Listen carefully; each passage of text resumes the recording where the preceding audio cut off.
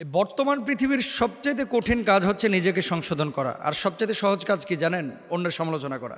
প্রত্যেকটা মানুষ খেয়াল করেন, নিজের সংশোধনের খবর নাই, কিন্তু আরেকজনকে শুদ্ধ করার জন্য, আরেকজনকে বদলানোর জন্য, পরিবর্তন করার জন্য বড় পেরেশান, কিন্তু নিজে পুরো নাপাক হয়ে রয়েছে, নাপাকি ধোয়ার খবর নাই। তো সমালোচনা, গীবত, পরনিন্দা, হিংসা এগুলো কিন্তু ইসলামে জায়েজ নাই।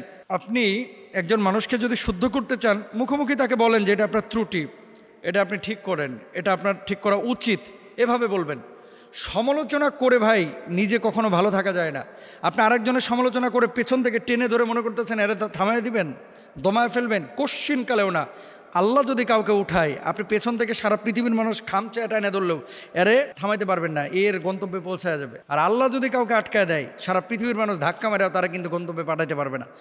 গীবত, সমালোচনা, পরনিন্দা এগুলো আমরা করব না। আর সবসময় আরেকজনকে শুদ্ধ করার চিন্তা করার আগে নিজে আমি কতটুকু শুদ্ধ এটা আমরা খেয়াল করব।